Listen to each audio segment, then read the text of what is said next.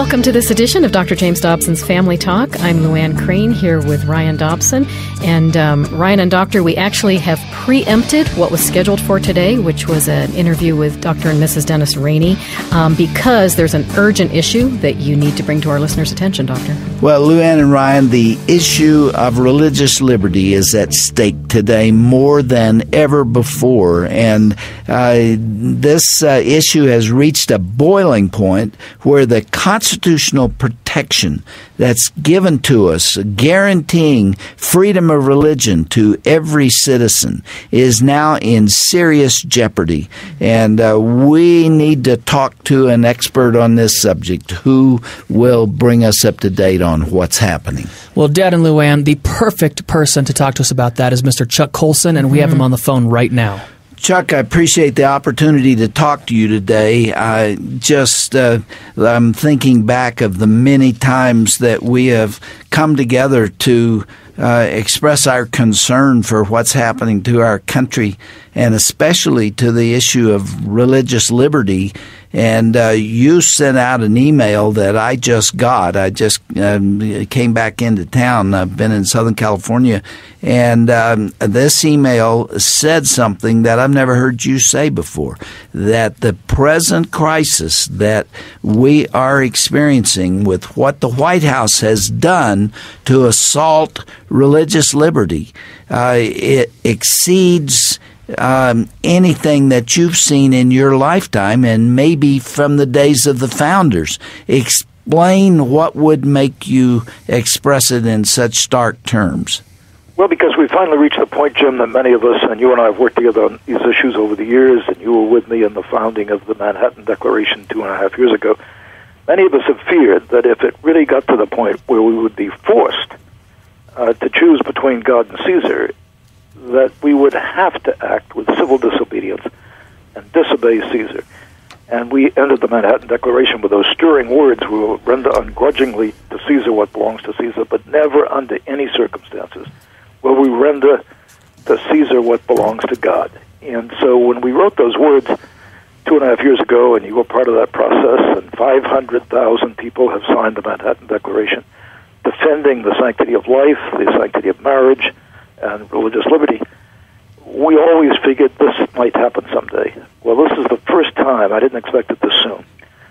The Obama administration has drawn a line in the sand. They have said, we are going to decide what kind of insurance you're going to give your employees if you are a religious organization, and I think you're employing over 50 people. You must provide insurance for abortifacients, which is pill to kill a baby, for sterilization, and for contraception. Now, a lot of evangelical Christians are as concerned about the birth control as, of course, the Catholic Church is. So the Catholic Church has been the first one that has fired back, and most of the press, and you've seen just a tremendous amount of press over the last several days. Most of it is focused on the Catholic Church. But, Jim, I've been talking with some Jewish leaders. I've been talking with evangelical leaders. We are all in exactly the same boat, because if the government can tell us what the limits of our faith are and we can't practice it, and if we do practice it, we're going to be fined with punitive fines, we're all going to have to exercise civil disobedience. Well, as an evangelical, I feel just as strongly about abortifacients and the evil of the morning after pill as the Catholics do. Oh, of course, but it's a bigger issue than that. It's a bigger issue even than what they're demanding here. If they can demand this here and get away with it and make it stick, and they can tell us how to live our lives, what we can believe, what we can't believe. Remember, it was 2.5 years ago that Hillary Clinton gave a speech at Georgetown, and she said there are 3 great human rights: the right of people to organize their governments for themselves, the right of a person to love any other person in any way he chooses or she chooses, and freedom of worship. And I jumped on that, and I'm sure you did at the time, and most of us realized what she was saying. Freedom of worship is a private act. It's guaranteed by the Chinese Constitution. You can have freedom of worship in a state church in China today. Freedom of worship is a private act which you can do anywhere. Freedom of religion is free exercise of religion, which means living your life with your religious convictions guiding what you do. And it takes religion into the public square. One is private, one is public. It's a huge difference. And this administration has been using the term freedom of worship. Even in directives from the State Department, officials of the State Department are told to use that language. I have not seen freedom of religion mentioned by an official of the Obama administration. Maybe they have, but I haven't seen it in the last 2 years. And President Obama, I've watched him carefully, use freedom of religion only once, and that was when he was talking about the mosque in Ground Zero. So there's a concerted effort to privatize religion. Religion is fine if you want to practice it in your church. It's fine if you want it in your Bible studies. You can do all those things. You can worship any way you want. But don't tell society how it has to behave, and do what society tells you or government tells you. Well, Chuck, you're a constitutional lawyer. I'm not, but this sounds flat out unconstitutional to me. I don't think there's any question, Jim. If they make this stick, and of course it goes to the courts, it may go through on an expedited process, but it's going to take a long time to get to the Supreme Court. The present Supreme Court, I haven't the slightest doubt, would uphold our position. Now, if Obama's reelected, and who knows who's going to be on the Supreme Court, maybe we'd lose it. But it's so blatant, it's so flagrant.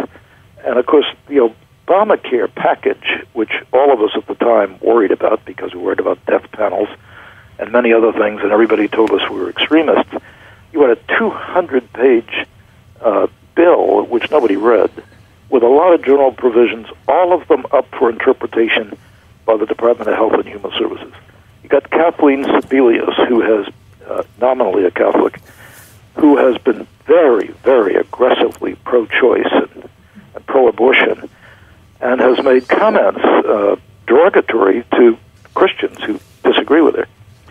So, yeah, I think constitutionally we would win, but what happens in the intervening 2 to 3 years that it would take to get that court decision handed down could be unbelievable damage.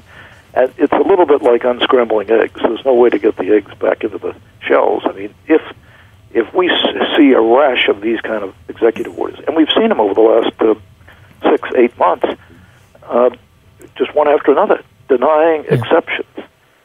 They went so far as to argue for no religious exemption of any kind, and of course they got struck down 9-0 in the Supreme Court. Yeah. But this administration is in favor of eliminating all religious exemptions. Yeah. You're going to do what the state does. You're going to do what the state tells you can do.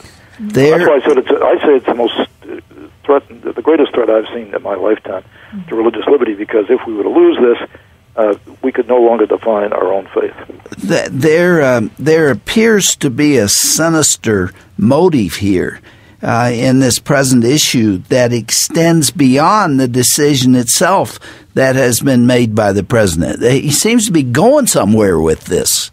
Oh, I think it's quite evident. It's quite evident from history, and I think the Weekly Standard a couple of weeks ago talked about this. Every government that has sought to increase its own power has tried to deal with eliminating or marginalizing the major threat to its ability to do that. The major threat to its ability to increase its power is the church, which worships a higher power than the state. And we are the only organization that does not owe our ultimate allegiance to the city or state in which we live. Our ultimate allegiance is to God. That is a threat. That was a threat to Stalin, Hitler. It's been a threat to politicians of all stripes through the years. It's why the church is always a target. It's why remember why the church got persecuted in the first century. They got persecuted not because they followed Jesus. That was okay. They got persecuted because they wouldn't say Caesar is Lord, and for that they were thrown in the lion's den. It's the story of how the church began, and the whole question is where is the supreme authority in society? Is it in the White House or is it in God? You know, the founding fathers went to the Revolutionary War over this issue of religious liberty. Sure. Absolutely. I wonder how much guts we have to defend what we believe. We're about to find out.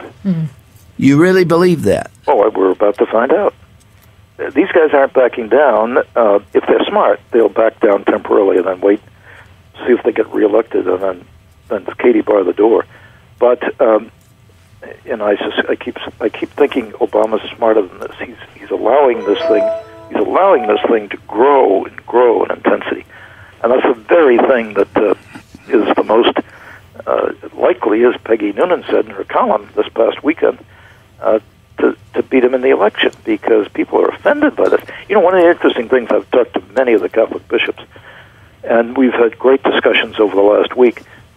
Every one of them told me the same thing, that they have conservatives and they have liberals in their archdiocese or diocese. And this is the first issue that's ever come along that has united them. The liberals in the diocese are just as upset as the conservatives, because it's not so much the issue of contraceptives that is bothering them, where a lot of Catholics are liberal and disregard it. It is the issue of whether the state can tell the church what its worship consists of and what its faith believes. So this is galvanized what is 25 million Catholic, quarter of this country, quarter of the voting population is Catholic, and you've got a huge percentage of the voting population which is evangelical. So if our people, I'd say our people, if believers, followers of Christ, those who believe in the authority of the Scripture, those who believe that Jesus is Lord and are willing to confess that it's going to, however, come to this, unless they back off, which we're seeing no sign of. In fact, Kathleen Sebelius' statements over the weekend doubled down. They've gotten tougher. And you know why, because Axelrod tried to explain all this in the New York Times on behalf of Obama, and basically what he said was, we have constituencies, the women demand these rights, we believe in this, and we can't retreat from this because it's a woman's right to get insurance under Obamacare that will pay for contraceptives or morning after pills.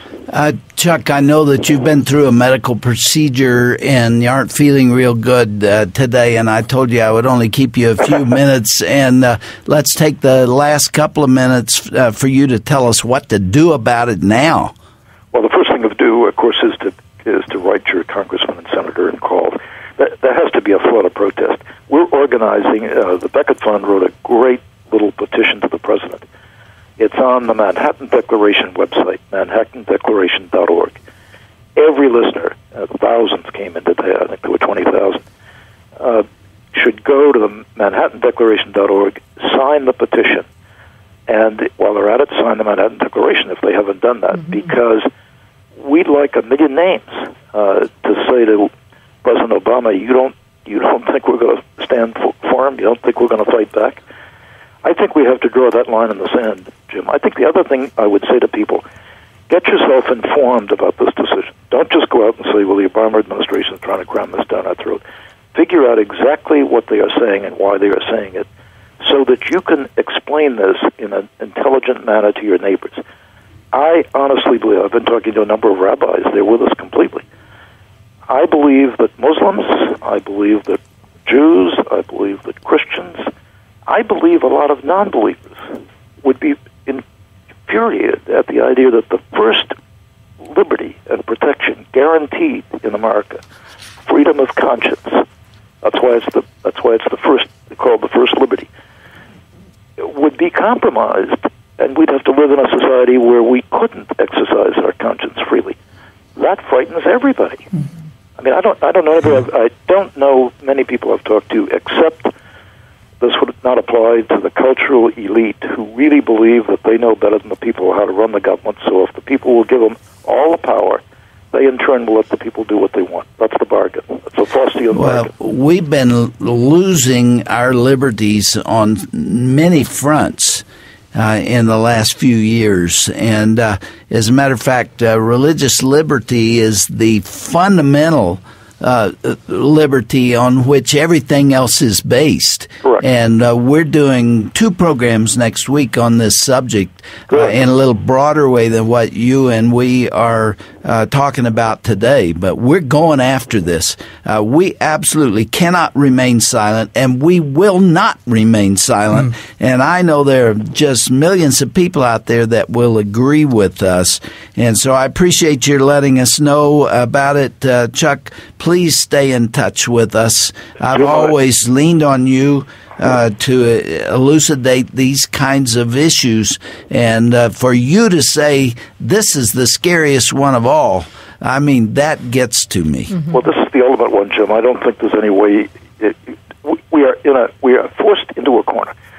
We either have to pay huge penalties, which would punitive fines, which would put you out of business, or we have to compromise our conscience. How dare the White House do this? I know. This is arrogant beyond belief. Well, I tell you, I'm listening to your voice, and I'm listening to the Jim Dobson I've known over the years. I'm listening to the rage build, and I'm glad, because we have to stay firm. There is no way we can equivocate on this issue. Mm-hmm. And the bishops have all been meeting on it. The Catholic bishops have said they will not compromise. We've all said the same thing to one another. If we end up in jail, we end up in jail. But we're not going to give in on this issue. You can't. You were quite right. This was a foundational principle of this republic in which we live, freest republic in human history. And it's in the Constitution. I mean, it's right there. How can a president do this when it's in defiance of the most foundational document on which this country is based?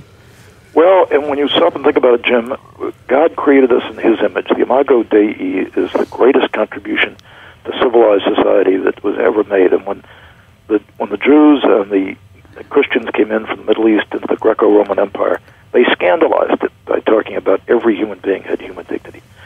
Freedom is therefore the first gift of God, because we are given a free will. We are made in His image. We have His characteristics. Freedom is built into the design of human beings.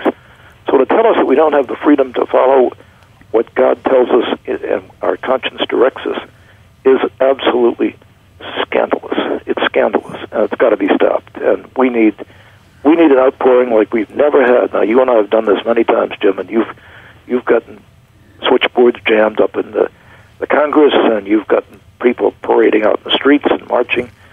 This is a time when no Christian should sit comfortably in his pew or his living room feeling secure in his faith. He should be angered by this, but don't take it out with anger. With love, go ahead and argue the truth and let people know that we won't compromise. That has to happen now. Chuck will join you on the front lines of this battle. So Amen. Let's continue to stay in touch, and I appreciate your letting us know today. And thanks for giving us the last drop of energy that you have in your body. It actually is. I've been at this 12 hours today, and I'm recovering from surgery and a fall and all that stuff. But it doesn't matter, Jim. This is the most important issue. I really think the most important issue I've faced in my ministry, and the greatest threat to America, the greatest threat to us as Christians. So I'll give it my last drop, and you do exactly the same thing.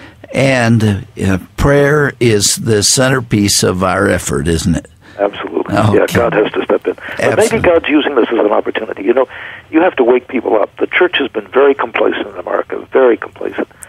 This may wake us up, and if it does, it could create a revival. A revival could turn around the nature of this culture, and that's really the ultimate goal. Politics is just an expression of culture. This may awaken the church enough, and Calvin said, when the church is really acting as the church, it will inevitably transform the culture around it. That's what's needed, and maybe God's giving us a wake-up call. Thank you, Chuck, and God be with you. Thank you, Jim. Okay, bye-bye. God bless you all. Mm-hmm. Thanks.